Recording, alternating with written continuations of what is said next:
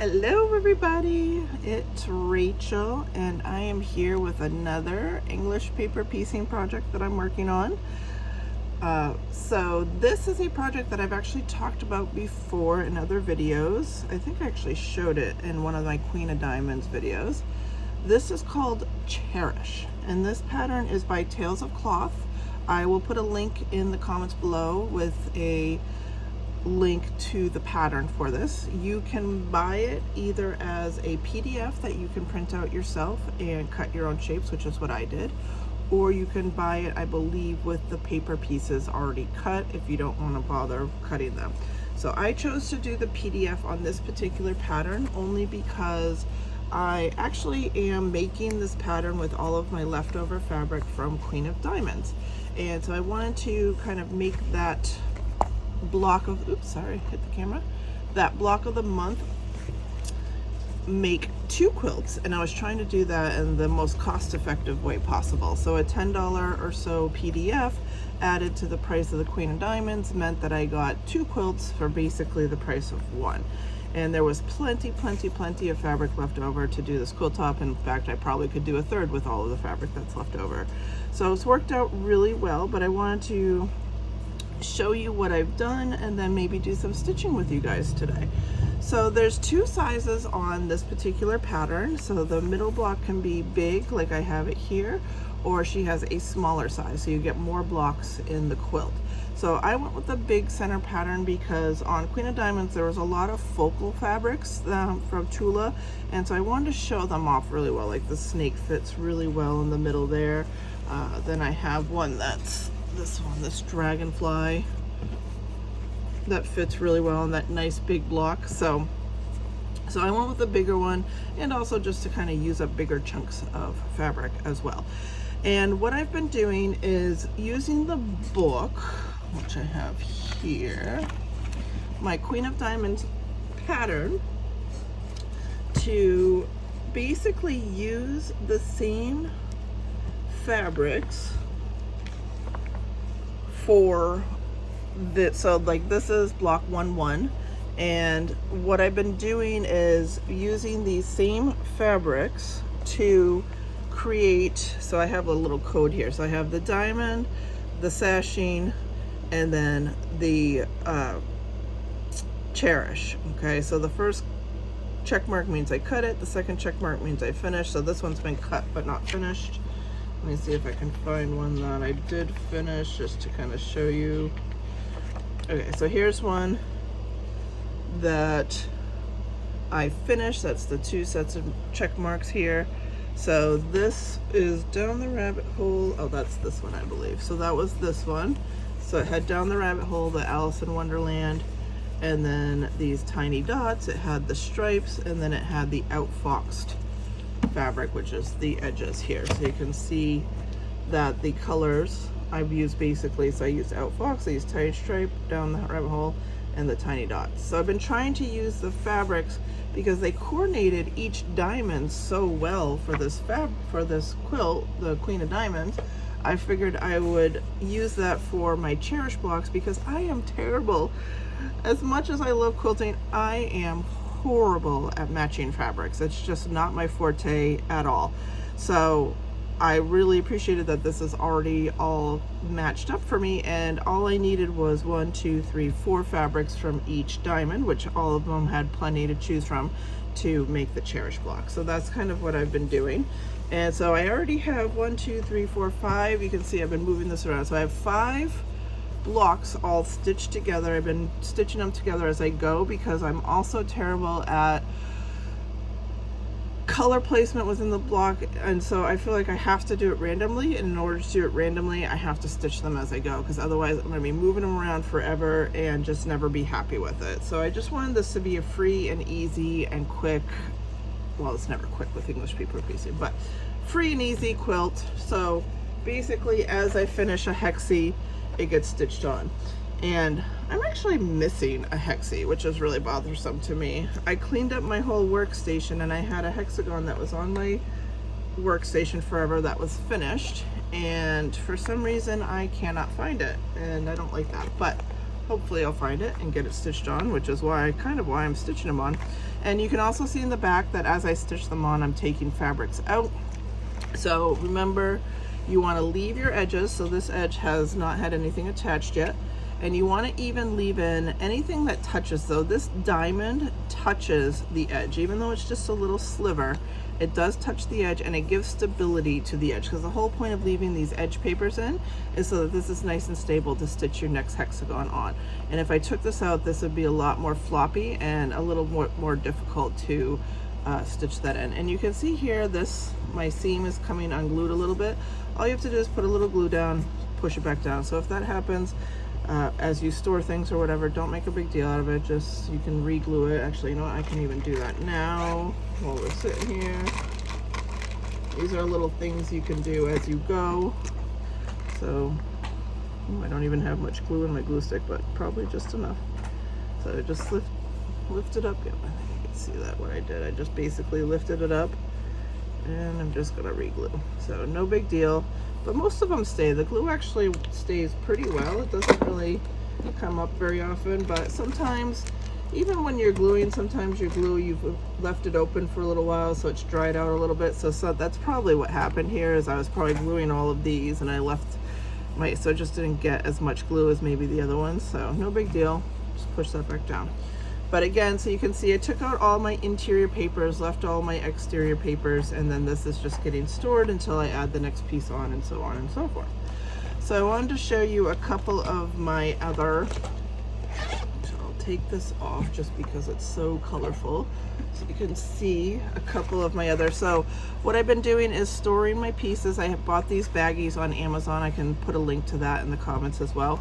Really good for storing projects that have been basted. And I actually have a big pouch that I put all of my thread and my needle and all that in here, and then I have a couple of the little pouches with projects ready to go in there.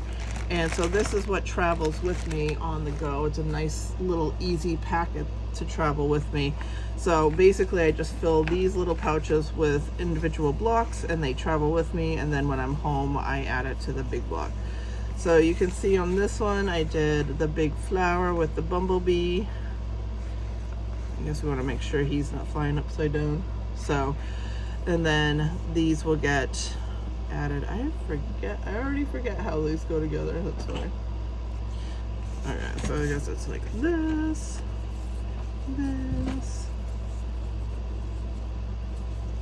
and then this.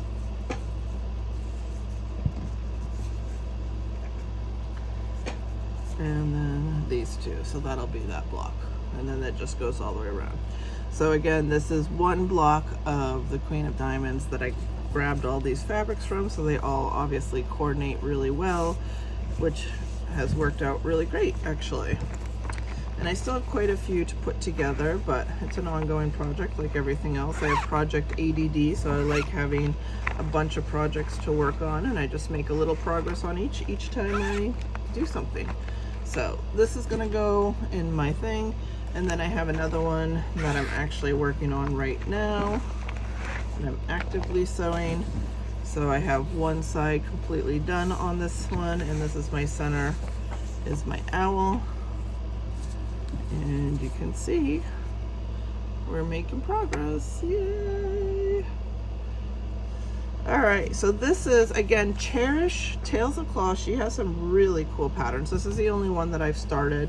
Oh my god, there's so many patterns and so little time. I would love to do so many of her patterns, but I would definitely suggest checking her out. She's pretty good for beginners. She has some really great patterns that are, they're not basic, like they definitely have some stuff going on. So they're easier, but they're like, they give you like a really nice outcome. I don't know how to explain that. It's basically a step above just doing Grandmother's Flower Garden, which is also a really good starter, and I have one and I'm not poo-pooing that, but sometimes you want to do something a little bit more than that. So that's what a lot of her patterns are like, which I really appreciate, and I think they're gorgeous. She also has a Facebook group you can join too, I think. But anyways, so this is the quilt that I'm working on, this block. So what I normally do when I'm working on this particular pattern is I lay out one as my template for laying out the rest.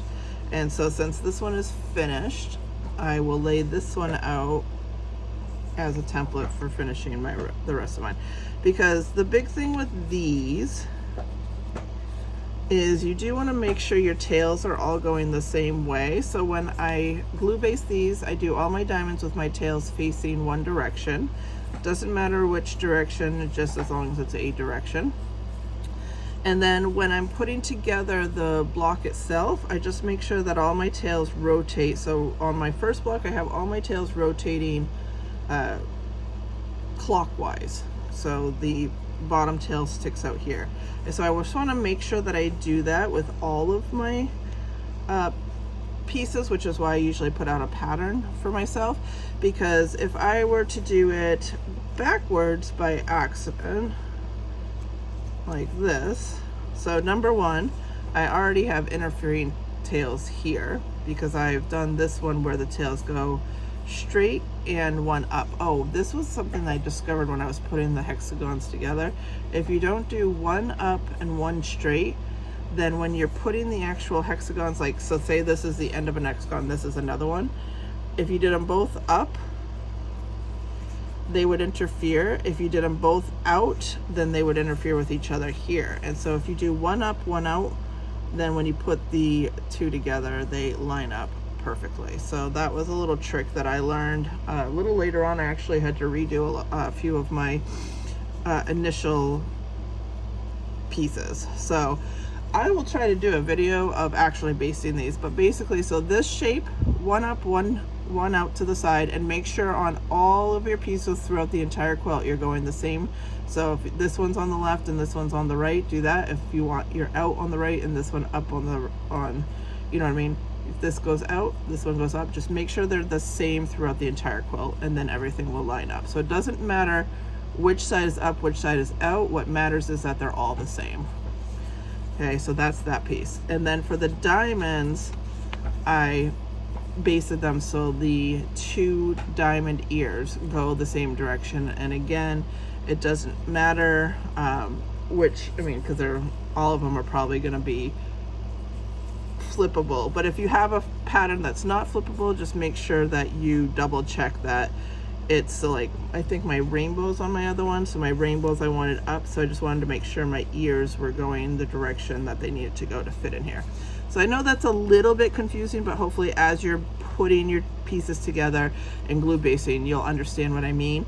And just take it slow with each block. Just check your, I call this tail theory, check your tails, make sure they all line up the way they're supposed to, and everything will be fine. So again, if I had done these backwards, so the opposite of this, these would interfere, this would now, so as I'm going to do my next block to attach them, these would interfere. So that's why you want everything going the same direction. So I have all my tails going clockwise, so that's what I'm going to do, and I just lay it out on my table.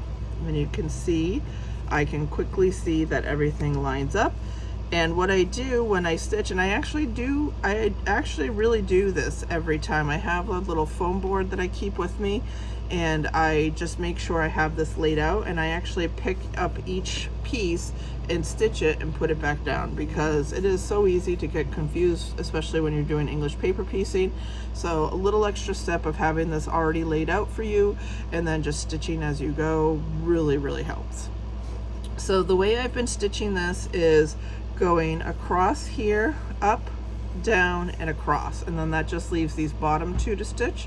So then I've just been going my second thread like this. So you can't get the whole shape on one thread. You're always going to have, so if you did the whole diamond first, you would have to cut thread 3 times because you'd have to do these separately. So I like to go, this gets you the most, that's 4 edges, and then this will get 2 edges, and you only have to cut your thread twice. So that's what we're going to do. I'm going to pick a thread that I think will match without being interfering. I think I've been going with peach on this one, since the peach touches 4. You could go with peach or lime. I guess you couldn't really go wrong with either, but I've been doing peach. actually I think I have a peach thread going. So I have a peach thread going. We got my scissors. So I have a little packet here that I keep everything in. So I had my needles in here, I have my scissors, I have a couple of glue sticks just in case I need it as we're going. I don't really glue base with this packet, but I keep this in here so if an edge comes up loose or whatever. So when I'm on the go, I don't glue base. I glue base at home. This is my on the go pack, but I do keep it in there in case something comes loose. Then we have our magnets. And I've been loving these. I just bought these. I think I showed it in another video. These are hijab. I don't know if I'm pronouncing that right. I apologize if I'm not. But hijab magnets. So they're used to keep on the head wrap that some women wear. And they're really strong. You want to slide them to the side to undo them. I think you can even really, they stick even between your finger. They're so strong. I was showing my sister-in-law that was funny. Anyways, so I really like them. You get a whole pack of like 8 of them for just a couple bucks. They're a really good price, and I love the size. So I do like my So Tight bars. I think that covers a bigger space, but these hijab are excellent. And then of course a clip or two just in case you need it. So I am going to go ahead and get started here. Actually, you know what? I'll start. So we'll start here. And I want to remember to stitch in. I'll go over some basics of stitching too. I have a few videos with basics, but I think it's good to throw it in a more recent video because you may not have gone back and watched all of those. And I do like to show my process. So we line everything up. I like to do a little clip on the side. I am going to be stitching here, so this clip is not going to be in the way. You can peel back your glued edge so that you can get to the corner easily. And we're going to put our, once we know it's all lined up, put our magnet on so nothing moves. I don't have to strain my hand trying to hold this or anything. And actually, I'll zoom in. And I apologize, my hands are a little dry. We were traveling, but hopefully you can see. So we start on this corner. This is going to bring us towards the center. So if you're not sure if you're going the right way, you can put this down. So I want to go towards the center. Okay, and so whenever we start our corner, we always start. So I have no knot in my thread right now. I have a tail that's long. I always keep a long tail so that my extra thread is pretty slim, and then as I go, my tail gets shorter. And so this helps you prevent fraying here, because if you kept your tail short and just had all this extra thread, you'd be pulling on that one spot a lot more. So that's a little tip that people don't always realize. So I go through the corner here, leave a little tail. I'm going to hold that down with my finger and go through the corner again.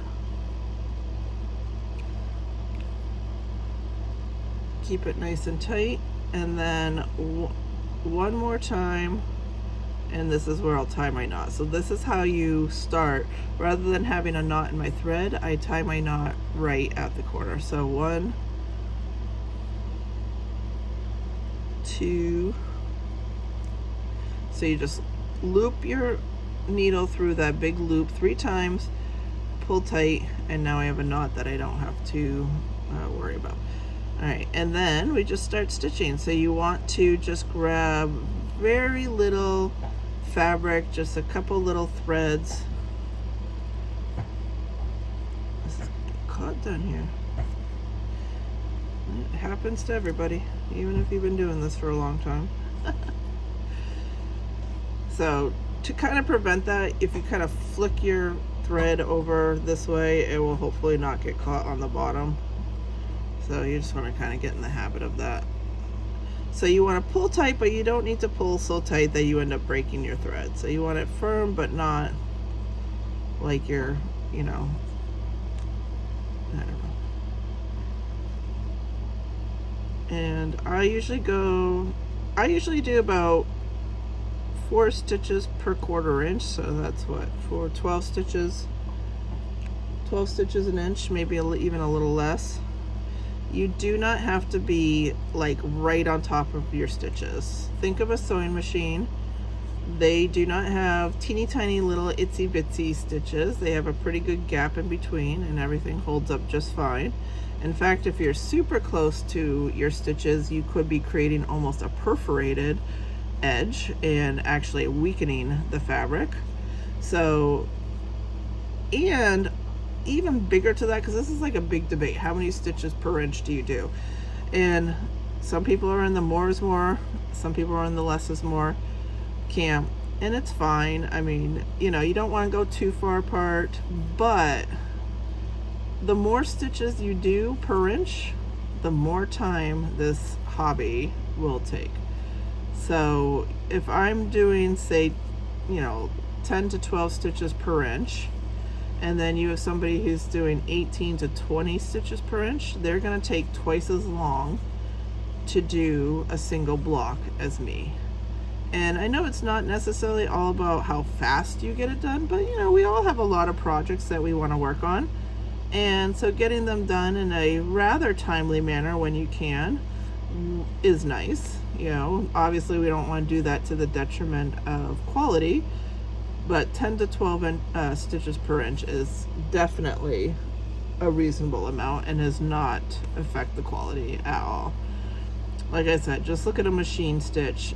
Your stitches are probably even closer than a machine stitches. So that's my little TED talk on not getting carried away of trying to have a billion stitches per inch. You don't need it, it's not necessary.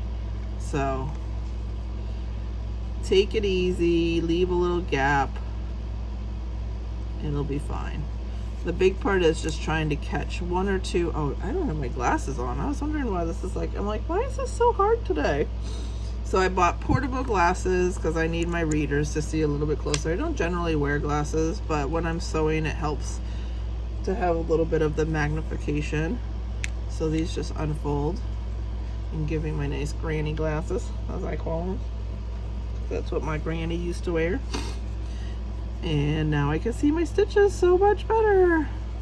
It actually really does. So if you're having trouble just catching that one hair, I would suggest it even if you're not a glasses wearer, because it really does help you see that edge a little better so that you can just catch the one or two threads. It really does make a difference. So I'll finish this edge and then we'll do some sewing in fast motion. I know we like it. You know, I hope you guys like seeing me sew. I always enjoy watching people sew and how they do it. And of course, if you have any questions, please feel free to ask in the comments. Be sure to check out that link for the Tales of Cloth Cherish pattern. It's a really nice one. Really good with big prints is what that one is really good for. Which works well with most Tula fabrics because she loves to do big prints, which is great. Because we never really know how to use those. You want to show them off, but chopping them up seems so wrong. And most patterns don't really have a big area to show them off. So this is a great one for that.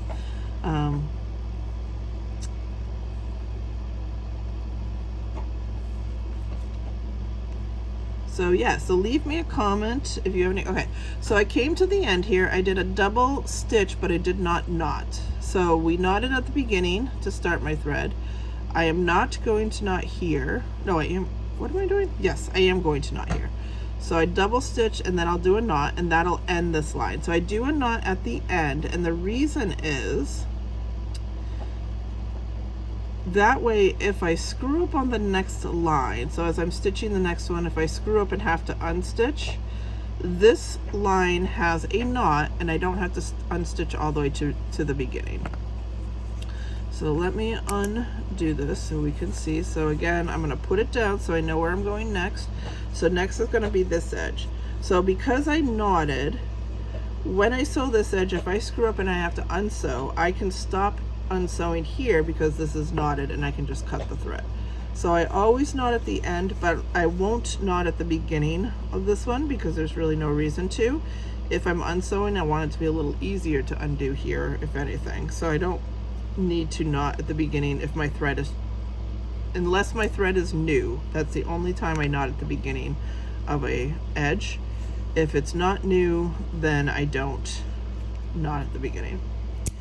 All right, so we want to make sure this is nice and lined up, everything is straight, because this can get a little out of whack, this pattern. So you definitely really want to make sure everything looks nice and lined up before you start sewing.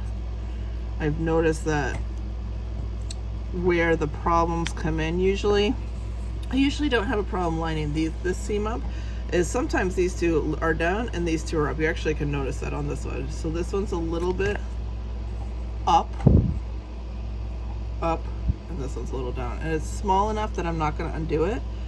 But if you're not careful, this can really happen, like big time. So, and then when you're sewing your edges together, it's going to be off a little bit. All right, so we are going to keep going with this thread. So so we're down here. This is my edge. Make sure you have the right edge, because I've definitely done that. So if I had sewn this edge, then I'd have to undo it. So make sure you're sewing the right edge. And I'm still futzing around with it. It's not quite lined up. All right, that's good enough. So again, I'm just gonna do a double stitch here, but no knot. So if I do have to undo this edge, it's easy to undo. And I'm gonna keep going on this edge, and we'll do that in fast motion for you guys.